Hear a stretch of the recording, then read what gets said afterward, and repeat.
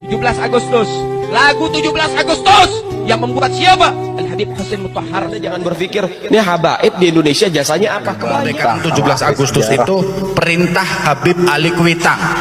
Enggak ada itu.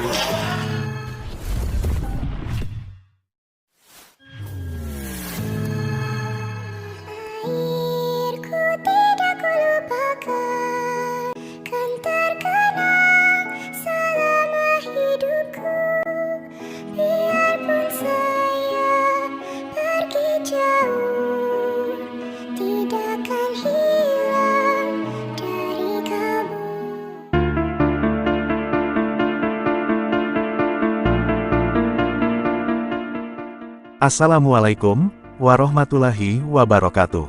Sahabat HR Channel yang dirahmati Allah. Hari Kemerdekaan Republik Indonesia adalah hari libur nasional di Indonesia untuk memperingati proklamasi kemerdekaan Indonesia pada tanggal 17 Agustus tahun 1945 yang merupakan deklarasi independensi Indonesia. Setiap tanggal 17 Agustus warga Indonesia merayakan dan mensyukuri peringatan kemerdekaan bangsa Indonesia dengan melakukan upacara bendera serta biasanya diselenggarakan berbagai macam perlombaan, yang populer adalah tarik tambang, panjat pinang, lari kelereng, balap lari dalam karung dan lain-lainnya. Sahabat HR Channel yang diridhoi Allah, ketika kemerdekaan telah tercapai dengan rentang usia 79 tahun, tidak dengan sendirinya masalah kebangsaan ini menjadi tamat. Selalu ada masalah yang harus dihadapi berbagai elemen bangsa. Salah satu masalah yang terjadi pada peringatan kemerdekaan sekarang adalah polemik nasab. Dalam konteks kebangsaan, polemik ini menjadi salah satu sumber masalah. Pertama, adanya klaim-klaim sejarah yang dilakukan oleh kaum Balawi karena ada habaib dari kalangan mereka menyampaikan, misalnya pernyataan bahwa kemerdekaan bisa dicapai karena jasa mereka terkait proklamasi yang dibacakan Soekarno-Hatta. Atau pahlawan nasional Imam Bonjol memiliki nama Al-Habib Muhammad Sahabuddin. Klaim-klaim seperti itu, berdasarkan berbagai dokumen sejarah yang ada seperti diungkap sejarawan Prof. Anhar Gonggong, dan juga catatan kritis Prof. Mahfud MD, tidak bisa dipertanggungjawabkan secara ilmiah, dan dalam bahasa Menachen Ali, bersifat internal serta tidak didukung oleh sumber-sumber eksternal.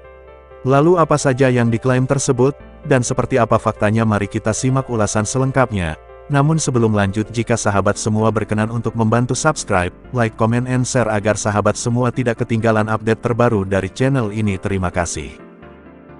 Pertama, lagu Indonesia Raya diklaim sebagai ciptaan Habib Hussein Mutahhar, padahal faktanya bukan beliau yang menciptakan lagu tersebut. Pencipta dan sekaligus mengaransemen lagu Indonesia Raya itu adalah Wage Rudolf Supratman.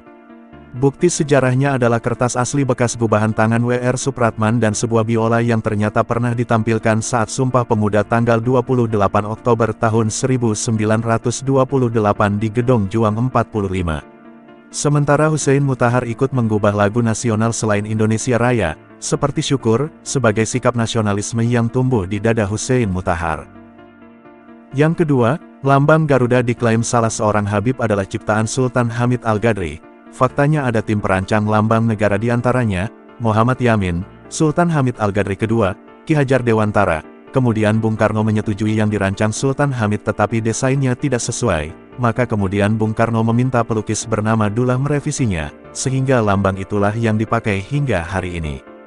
Dan yang ketiga, bendera merah putih diklaim sebagai buah karya Habib Idrus bin Salim Al-Jupri. Faktanya bendera merah putih adalah bendera yang sudah lama beredar sejak zaman Majapahit. Dwi warna itu sering dibawa oleh pasukan Bayangkari pimpinan Gajah Mada, dan keputusan bendera merah putih sebagai bendera Republik Indonesia adalah keputusan resmi BPUPKI. Yang keempat, pembacaan proklamasi kemerdekaan Indonesia tanggal 17 Agustus tahun 1945 diklaim yang menentukan Habib Ali Al-Habsyi Kuitang. Faktanya pemuda Menteng 31 memaksa tanggal 15 Agustus tahun 1945, karena tanggal 16 Agustus itu adalah tawaran Jepang atas para pendiri bangsa.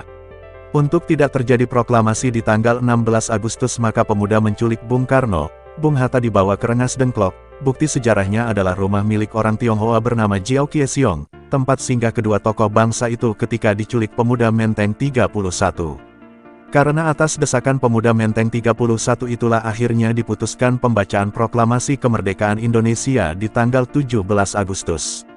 Saksi dan bukti sejarah detik-detik dibacakan proklamasi kemerdekaan itu adalah Rumah Dinas Laksamana Maeda, Perwira Angkatan Laut Jepang. Teks proklamasi dirumuskan di rumahnya, tidak ada Habib satupun yang menyertai dalam perumusan teks proklamasi atau ikut partisipasi jelang dibacakan proklamasi kemerdekaan esok hari di tanggal 17 Agustus. Semua dicatat dan tercatat rapi di buku-buku sejarah dan autobiografi Bung Karno dan Bung Hatta selaku pelaku sejarah serta di Arsip Nasional. Jika fakta sejarahnya seperti itu, harusnya tidak boleh anak negeri, apalagi imigran Yaman ini merubah-rubahnya, karena memalsukan sejarah bangsa itu adalah pengkhianat negara. Wajib bagi negara untuk menindak para pemalsu sejarah tersebut, demi keselamatan bangsa dan negara. Sahabat HR Channel, sekian dulu pembahasan video kali ini, semoga bermanfaat. Akhir kata wallahu a'lam bishawab, wassalamualaikum warahmatullahi wabarakatuh.